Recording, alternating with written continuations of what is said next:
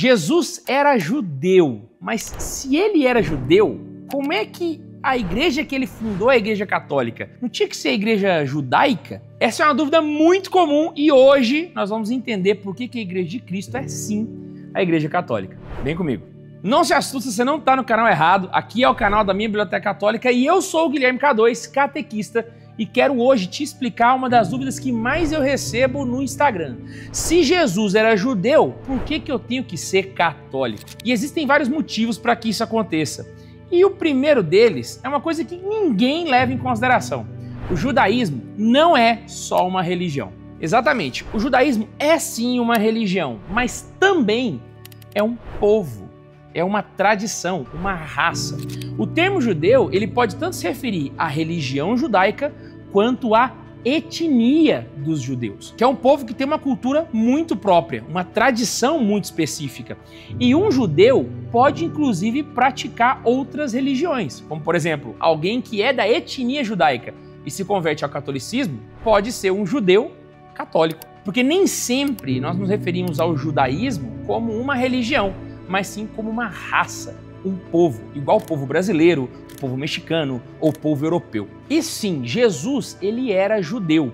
Era não, ele é até hoje, porque ele é filho de uma mulher judia, Nossa Senhora. Só que a missão dele era universal. A missão dele ia para muito além do judaísmo. Embora Jesus tenha nascido judeu, a vinda dele ao mundo tinha um objetivo muito maior, que era realizar a nova aliança, que é destinada a todos os povos. Como é que funciona? No Antigo Testamento, a aliança de Deus era com o povo judaico, era com o povo de Israel.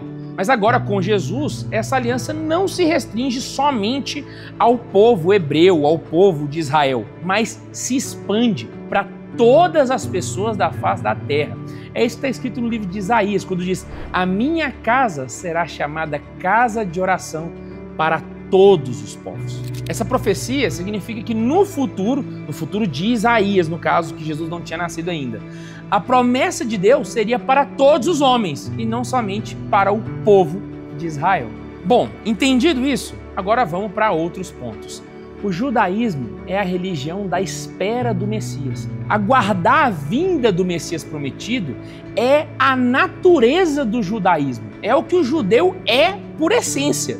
O judaísmo é esperar a vinda do Messias. Então todo o Antigo Testamento gira em torno da esperança messiânica, na espera de um Messias que traria a nova aliança e que superaria a antiga lei. E Jesus é essa promessa cumprida. Quando Jesus fala que este é o sangue da nova e eterna aliança no Evangelho de Mateus. Ou então no mesmo Evangelho, quando ele fala que ele não veio para abolir a lei, mas para cumpri-la e levá-la à plenitude.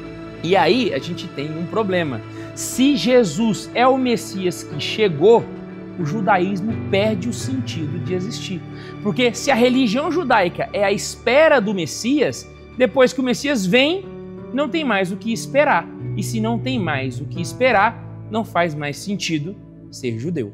Entende? E é exatamente isso que Jesus fala no Evangelho de Marcos, quando diz: o tempo está cumprido, o reino de Deus está próximo, convertei-vos e crede no Evangelho. O tempo de Deus está cumprido, a revelação aconteceu, a plenitude da revelação é nosso Senhor Jesus Cristo. O Messias que vocês esperavam chegou, ou seja, não tem mais que esperar. Para vocês entenderem, é como se o judaísmo fosse uma sala de espera. E o sentido de ser judeu seria sentar lá e esperar o Messias chegar. Agora, uma vez que o seu nome foi chamado, uma vez que Jesus nasceu, não tem mais como ficar na sala de espera, porque a tua vez chegou, o momento chegou, o tempo está cumprido, o reino de Deus agora está próximo. Dessa forma, aqueles que reconheceram Jesus como Messias passaram a segui-lo em uma nova realidade, que a gente chama de cristianismo. E é exatamente isso que vários padres da igreja e até mesmo os textos bíblicos vão reforçar. No Concílio de Jerusalém, que está lá em Atos capítulo 15, os apóstolos decidem que os gentios não precisam seguir a lei mosaica para serem cristãos. Basicamente o que aconteceu foi o seguinte: São Paulo começou a pregar para os pagãos, aqueles que não eram judeus. E quando eles se convertiam, começou a ter a seguinte dúvida: eles deveriam se circuncidar ou não? São Paulo dizia que não. Os judaizantes, que eram um grupo de cristãos que ainda seguiam as leis mosaicas, diziam que sim. E aí, como é que resolve? Foi então que os cristãos foram até Jerusalém e, aos pés de São Pedro, ficou claro que não precisa mais circuncidar. Graças a Deus. E é isso que São Paulo vai dizer nas suas cartas, quando vai dizer em Romanos: o fim da lei é Cristo, para a justificação de todo o que crê. E depois aos Gálatas ele vai dizer: não há mais judeu, nem grego, escravo, nem livre, homem, nem mulher, todos sois um em Cristo Jesus. Percebeu? Não há mais judeu, nem grego. O que ele está deixando claro aqui é que não existe mais um povo para o qual Deus se revela. Deus se revelou para todo mundo. Está todo mundo no mesmo barco. Agora a religião é universal, ou em grego, católicos, para todos aqueles que nasceram. E essa é a fé da igreja que é sustentada com os padres da igreja dos primeiros séculos. Santo Inácio de Antioquia vai dizer que se em nossos dias nós continuamos a viver segundo o judaísmo, confessamos que não recebemos a graça. Porque se você vive como um judeu, significa que você ainda está esperando o Messias. Se você está esperando o Messias, você não crê que Jesus é Deus.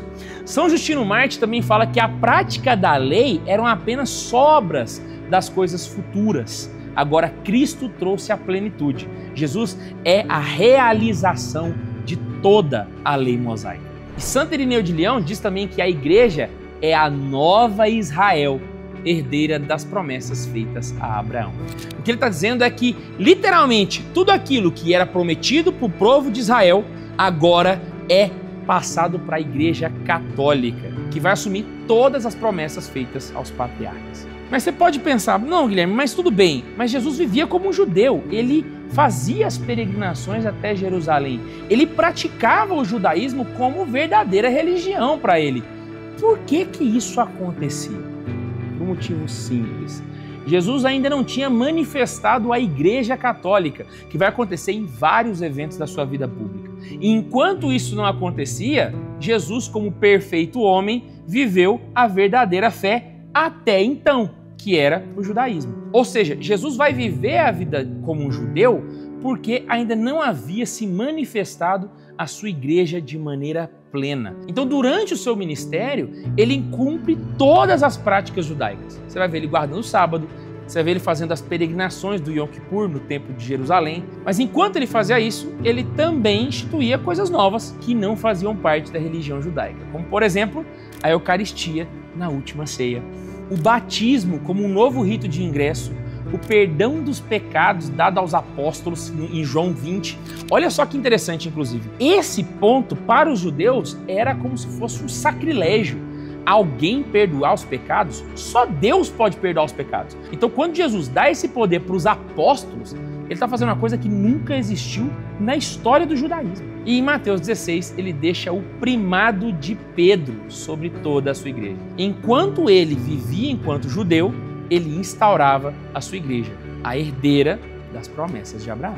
E essa igreja vai se manifestar em Pentecostes. Olha, não existe um momento específico da fundação da Igreja Católica. Eu sei que muitas vezes as pessoas falam, né, Pedro, tu és pedra, e sobre ti edificarei a minha igreja, né, que aquela passagem seria a fundação da igreja. Só que não é assim que funciona, tá? Na verdade, a igreja não teve um evento de inauguração, um momento onde você corta a faixa e nasceu ali a igreja. Não é assim. A igreja é um processo que começa desde antes da criação. O catecismo vai dizer que a igreja foi sonhada por Deus antes de criar todas as coisas e que todas as coisas foram feitas para a igreja. Afinal de contas, a igreja é a comunhão com Deus, que é o fim último de todas as coisas. Ou seja, tudo existe para que nós estejamos em comunhão com Ele. Ou seja, tudo existe para a igreja. Mas é óbvio que existem vários momentos que marcam a fundação da igreja. Não uma fundação, mas eventos que vão construindo essa fundação ao longo dos tempos. Como, por exemplo, a escolha dos apóstolos, a promessa que eu acabei de citar, que está no Evangelho de Mateus, a paixão, morte e ressurreição de Jesus Cristo. Inclusive, os padres da igreja vão dizer que é do lado aberto de Cristo na cruz que nasce o sacramento da igreja. E também o Pentecostes, que é o momento em que a igreja começa a sua missão pública.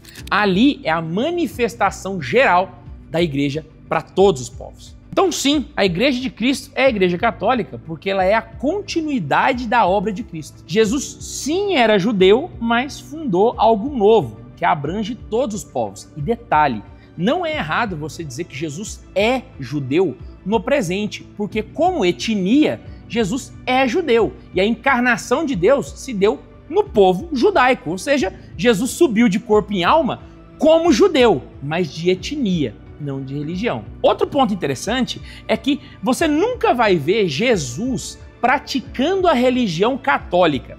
Por quê? Porque a religião católica é a adoração de nosso Senhor Jesus Cristo. Então Jesus praticar a fé católica seria ele adorar a si próprio, como um cachorro correndo atrás do rabo. Não ia fazer muito sentido, é meio que um paradoxo. Cristo é o centro, o sentido, o alfa e o ômega da fé católica. Não faz sentido que ele pratique uma religião que tem como destino ele mesmo. Fica meio estranho, né? Ou seja, se você quer seguir a igreja que Cristo fundou, você tem que seguir a Jesus Cristo e seguir o sucessor daqueles apóstolos que ele definiu. E se a gente for pegar agora, só de cabeça aqui, né, para lembrar, Pedro, Lino, Cleto, Clemente, Sisto e vai seguindo para frente, você vai chegar no Papa Francisco. É uma questão histórica. Se você quer seguir a Igreja de Cristo, você tem só uma opção: a Igreja Católica. Espero que essa dúvida você não tenha mais e que se você tinha desejo de virar judeu para ser igual a Jesus, não faça isso. Não é isso que Jesus está esperando de você. E aí, você sabia de tudo isso? É claro que isso aqui é um recorte, vai ter vários outros argumentos que também corroboram para essa resposta. Qual deles faltou? Coloque nos comentários que a gente quer saber.